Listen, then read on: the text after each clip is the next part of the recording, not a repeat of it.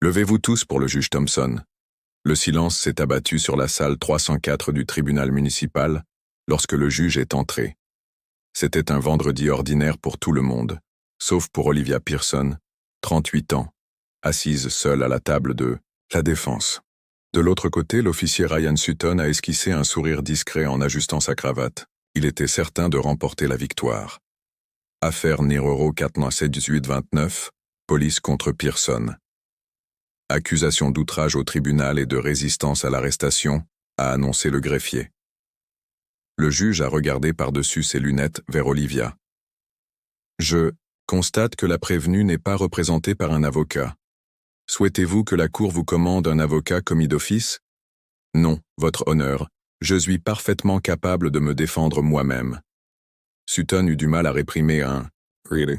Une femme noire sans avocat contre un policier respecté avec 12 ans de service et le service juridique de la police de son côté. Pour lui, c'était déjà gagné. Que le procès-verbal indique que l'accusé a été informé de son droit à un avocat et qu'elle a refusé cette assistance. Juge Thompson. L'accusation peut présenter ses arguments. Le procureur adjoint, un jeune homme en costume impeccable, se leva. Votre honneur, le 10 du mois dernier à 22h37, l'agent Sutton a approché la prévenue lors d'un contrôle routier de routine. Madame Pearson a refusé de coopérer, a proféré des menaces et a activement résisté à l'autorité, obligeant l'agent à la placer en garde à vue. Les vidéos de la caméra corporelle de Sutton ont été diffusées. On y voyait l'agent s'approcher de la voiture d'Olivia et braquer sa lampe torche à l'intérieur.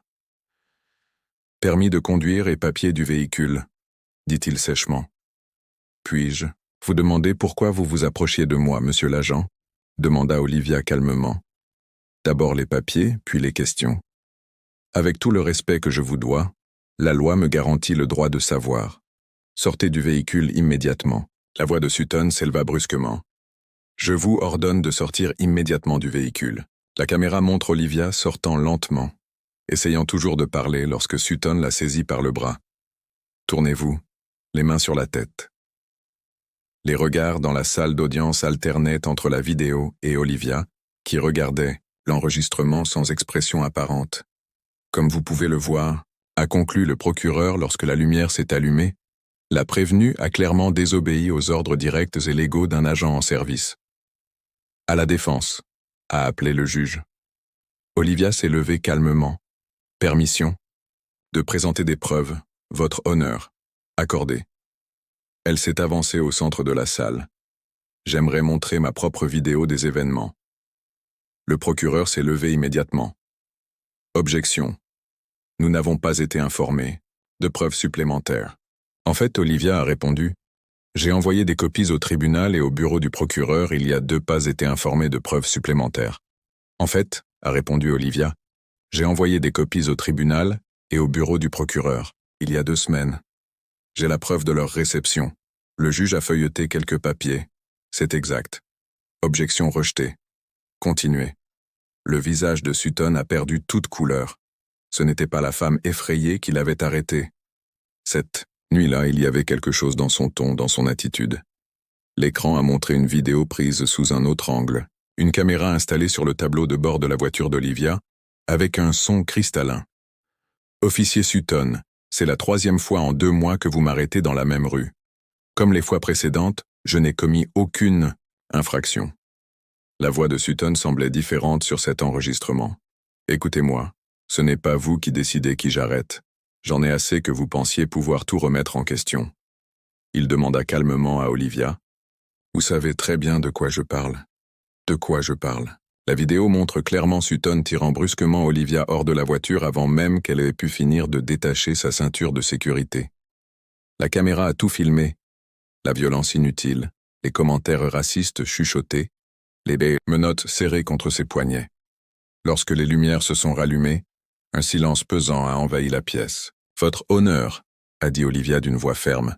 « J'aimerais également présenter les statistiques officielles des interventions de l'agent Sutton au cours des 3 dernières années, obtenues grâce à la loi sur l'accès à l'information. » Elle distribua des documents classés dans un dossier. Les chiffres montrent que 87% de toutes les interventions de l'agent Sutton visaient des personnes noires dans une ville, où celle-ci ne représente que 23% de la population.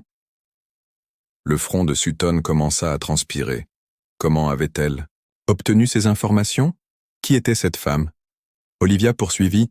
J'ai des déclarations sous serment de 7 autres citoyens qui rapportent un traitement similaire de la part du même agent. Le juge examina les documents avec une inquiétude croissante. Agent Sutton, c'est extrêmement troublant. Sutton sentit que le regard du procureur n'était plus celui d'un allié, mais de quelqu'un qui calculait les dommages causés à son service. Votre honneur, conclut Olivia, non seulement je demande que les charges retenues contre moi soient abandonnées, mais je dépose officiellement une plainte pour discrimination raciale, usage excessif de la force et violation des droits civils. C'est ridicule, explosa finalement Sutton. Elle invente tout ça. Silence, ordonna le juge. À ce moment-là, alors que l'agent Sutton perdait son sang-froid devant tout le monde, quelque chose d'encore plus extraordinaire se produisit. Au dernier rang de la salle d'audience, une femme se leva discrètement. La même femme qui avait aidé Olivia à recueillir les déclarations des autres victimes. Et à côté d'elle, un homme ouvrit un ordinateur portable, où des lignes de code révélaient quelque chose que personne dans cette pièce n'aurait pu imaginer. La véritable identité d'Olivia est la raison pour laquelle ce policier arrogant avait choisi la mauvaise victime à intimider. Si cette histoire de justice et de résistance contre l'abus de pouvoir vous a touché, n'oubliez pas de vous abonner à la chaîne pour découvrir comment une simple approche raciste de la police a déclenché une révolution qui allait changer à jamais la vie de l'agent Sutton et de toute une communauté. La nuit fut longue dans la cellule. Olivia, assise sur le banc métallique froid, attendait patiemment son audience de mise en liberté sous caution, tout en regardant le badge de l'agent Sutton briller sous les lumières fluorescentes du couloir. Il passait de temps en temps, jetant des regards satisfaits par-dessus la rambarde. La première fois, l'ave brillait sous les néons du couloir. Il passait de temps en temps, jetant des regards satisfaits par-dessus la rambarde. C'est la première fois que tu es en prison? Taquina l'avocat de Sutton lors de son 3e passage. En fait, c'est la première fois que je suis arrêté, corrigea Olivia calmement. Ce ne sera pas la première fois que tu te retrouves dans une salle d'audience. Quelque chose dans son calme le dérangeait pas non plus la première fois qu'elle se trouvait dans une salle d'audience. Son calme le dérangeait. Les détenus avaient l'habitude de crier ou de supplier. Elle attendait simplement, comme si cela faisait partie d'un plan plus vaste. Le lendemain matin, Olivia a été libérée après avoir payé sa caution. Les chefs d'accusation, outrage à la cour et résistance à l'arrestation. Alors qu'elle signait les papiers de libération, elle remarqua que Sutton vérifiait son adresse sur le formulaire. « J'espère que vous avez retenu la leçon », commenta-t-il. Interroger un policier ne finit jamais bien. Certaines leçons prennent du temps à comprendre, répondit Olivia. C'est sergent Sutton, corrigea-t-il avec colère. Je m'en souviendrai au tribunal.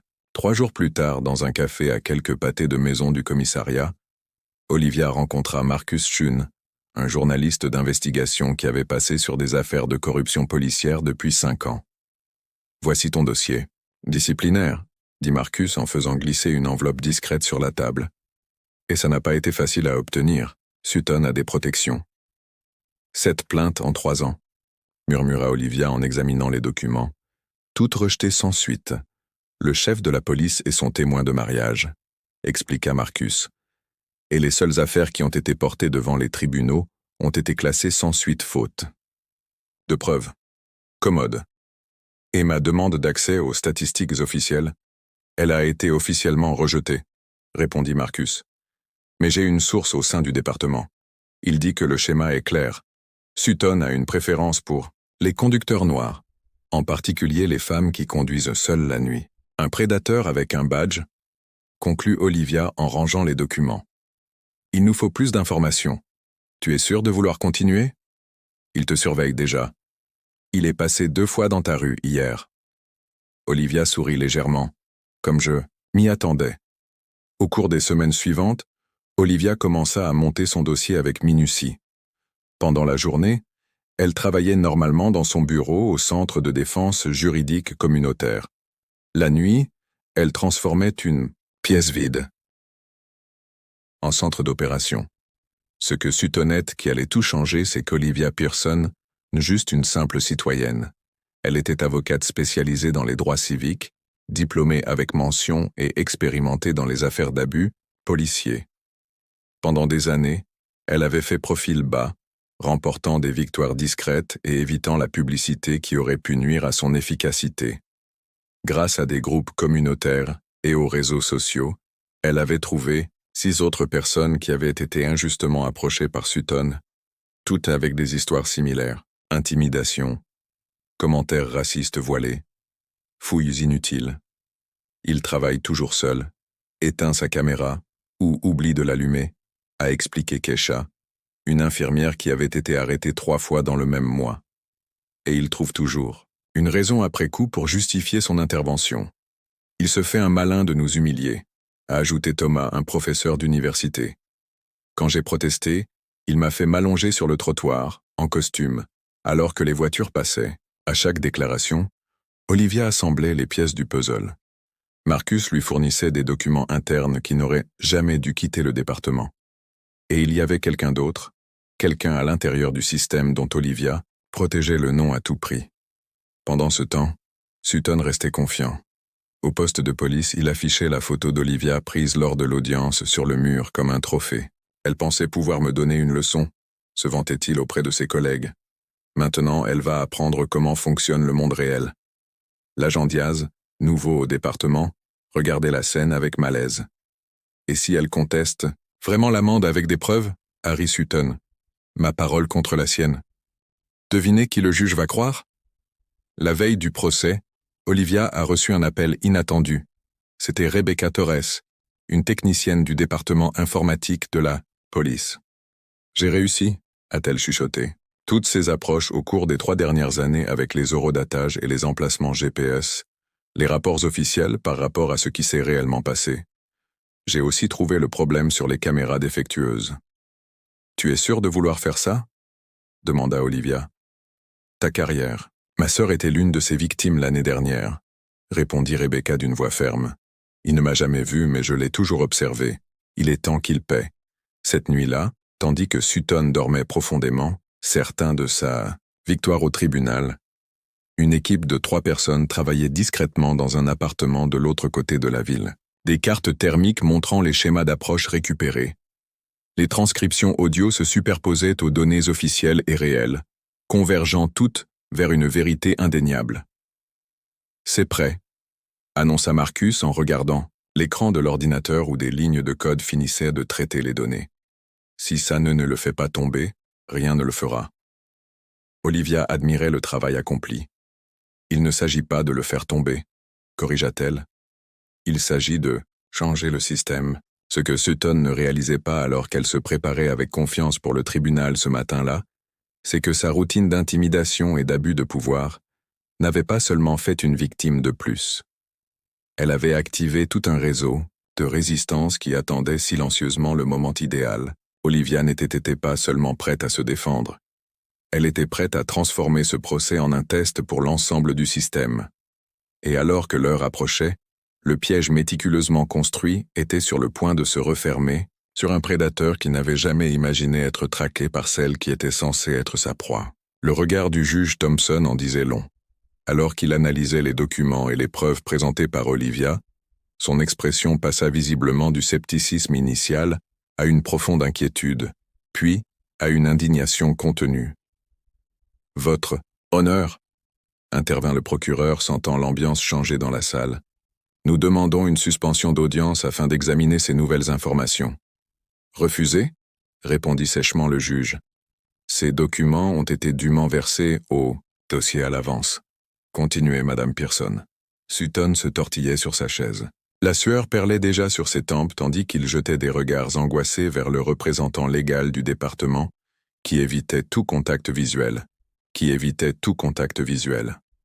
Comme vous pouvez le constater d'après les statistiques officielles, a poursuivi Olivia calmement, il existe un schéma incontestable de préjugés raciaux dans les approches du sergent Sutton. Mais ce n'est pas tout. Elle s'est avancée au centre de la salle où un ordinateur portable était connecté au système audiovisuel du tribunal. Avec la permission de la Cour, j'aimerais présenter des preuves supplémentaires. L'écran affichait une compilation minutieusement montée 5 vidéos synchronisées côte à côte montraient un Sutton s'approchant de 5 conducteurs différents. Tous noirs, tous respectant parfaitement le code de la route, tous contraints de sortir de leur véhicule sans justification valable. Ce que nous voyons, a raconté Olivia, est un schéma constant documenté au cours des 6 derniers mois. Mais le coup de grâce était encore à venir. D'un clic, l'écran a affiché un enregistrement de Sutton lui-même dans la cantine du commissariat, en train de rire avec ses collègues. « Je vais vous dire comment ça marche », disait-il, sans se rendre compte qu'il était filmé. « Prenez les zones frontalières entre les bons et les mauvais quartiers. Arrêtez toutes les voitures conduites par des hommes noirs, surtout les femmes. Ils plus, faciles à intimider et portent rarement plainte. » Le silence dans la salle d'audience était absolu. Même le personnel administratif s'était arrêté pour regarder. « Où avez-vous obtenu cela ?» balbutia l'avocat du département, enregistré par l'agent Rebecca Torres lors de la formation des recrues. Olivia répondit « Elle est présente aujourd'hui et disposée à témoigner sous serment. » Une jeune femme en uniforme de police se leva dans la tribune. Sutton la fixa d'abord d'un air confus, puis avec un éclair de reconnaissance et enfin avec une terreur pure. « Vous, s'écria-t-il, vous étiez la recrue qui avait toujours cet ordinateur portable avec elle. »« Permission de parler ?»« Votre honneur, » demanda Rebecca. « Accordé. Je suis Rebecca Torres, officier technologique du département de police. Pendant 6 mois, j'ai recueilli des preuves dans le cadre d'une enquête interne non officielle sur des allégations de mauvaise conduite. L'enregistrement a été réalisé dans un espace public du commissariat où il n'y a aucune attente en matière de vie privée. C'est un piège. » Sutton se leva brusquement, renversant sa chaise. C'est son ami. Il complote. Dash donne l'ordre. Le juge frappa violemment son marteau. Sergent Sutton, asseyez-vous immédiatement ou vous serez accusé d'outrage. Alors que les gardes s'approchaient, Sutton réalisa qu'il était complètement acculé. Son visage alternait entre le pâle et le rouge, ses yeux exorbités par la panique. « Votre honneur, » reprit Olivia d'une voix ferme mais sans triomphalisme, « j'aimerais appeler un autre témoin. Le capitaine Lawrence Richardson, chef de la division des affaires internes. » Un homme grand, en uniforme complet, s'avança dans l'allée centrale. Sutton s'effondra sur sa chaise en reconnaissant son supérieur immédiat. « Capitaine Richardson, » Olivia commença. « Avez-vous déjà reçu des plaintes concernant le comportement du sergent Sutton ?»« Oui, 7 plaintes officielles. Au cours des 3 dernières années, toutes rejetées faute de preuves concluantes, » répondit-il gravement. « À la lumière de ces nouvelles preuves, j'ai rouvert tous les dossiers ce matin. » « Et quelle est la procédure standard dans ces circonstances ? La suspension immédiate, la confiscation du badge et de l'arme, et une enquête approfondie par les affaires internes avec possibilité de poursuite pénale, » répondit Richardson en évitant de regarder Sutton. « La procédure a déjà été engagée. » Le procureur se leva, vaincu. « Votre honneur, à la lumière de ces preuves irréfutables, le ministère public abandonne toutes les charges contre Madame Pearson. » Au moment où le juge rendait sa décision finale, quelque chose d'inattendu se produisit. Dans la salle d'audience, plusieurs personnes se levèrent, les unes après les autres, des hommes et des femmes d'âges différents, tous noirs. Keisha, l'infirmière, Thomas, le professeur, et 5 autres personnes qu'Olivia avait interviewées. « Votre honneur, » dit Keisha, « nous sommes tous victimes du même agent. Nous sommes ici pour déposer nos propres plaintes. » Alors que Sutton regardait avec horreur son monde s'écrouler autour de lui, Olivia resta impassible. Il ne s'agissait pas d'humiliation ou de vengeance personnelle, mais de briser un cycle. À ce moment-là, alors que Sutton était escorté hors de la salle, son badge, ce symbole qui, selon lui conférait un pouvoir absolu, gisait abandonné sur la table.